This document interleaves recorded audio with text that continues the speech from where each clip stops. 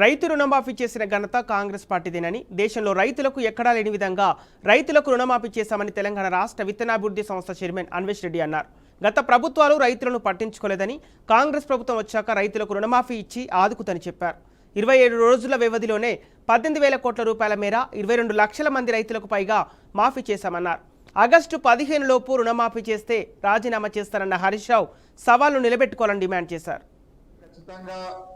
Congress party ఎన్నికల ముందు ఇచ్చినటువంటి హామీ రైతులకు 2 లక్షల రుణమాఫీ అనేది ఏదైతే హామీ ఇవ్వడం జరిగిందో ఆ హామీని కేవలం 27 రోజుల్లోనే, అంటే ఆగస్టు 15కు మేము ఖచ్చితంగా రుణ విముక్తులు చేస్తాం, ఇచ్చిన మాట ప్రకారం ఎట్టి పరిస్థితుల్లో లోన్ మాఫీ చేస్తామని చెప్పేసి పదే పదే చెప్పడం జరిగిందో, మొదటి రోజు ఏదైతే ₹1,00,000 వరకు లోన్ మాఫీ కార్యక్రమం మొదలుపెట్టిన నుంచి 27 రోజుల లోపలనే దాదాపు 18,000 కోట్లు 22 లక్షల మంది పైన రైతులకు ఇవాళ వారికి డబ్బులు జమ చేయడం జరిగింది, లోన్ మాఫీ చేయడం జరిగింది.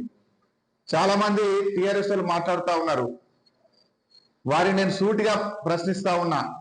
ఆనాడు హరీష్ రావు 15th ఆగస్టులో మేము మాఫీ చేస్తామని అంటే ఇది కానే కాదు, చేస్తే నేను రాజీనామా చేస్తానని చెప్పేసి మాట్లాడినటువంటి వ్యక్తి ఎక్కడ పోయినావు? నువ్వు ఇలా అసెంబ్లీ ఏదైతే ఉందో దాని స్పీకర్ ఫార్మాట్లో తీసుకొని రాజీనామా రెడీ పెట్టుకో. నువ్వు రాజీనామా చేయాలని మేము డిమాండ్ చేస్తా ఉన్నాం.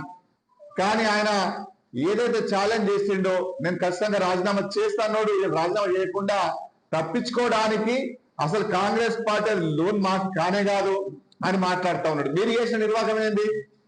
రెండోసారి అధికారంకి వచ్చిన తర్వాత 5 సంవత్సరాలు మీరు ఒక పైసా మాఫీ చేయకుండా కేవలం ఎన్నికల ముందు కొన్ని మాఫీ చేసి దాంతో కూడా 8,500 కోట్లు మీరు మాఫీ చేయలేనటువంటి నీచమైన చరిత్ర మీరు.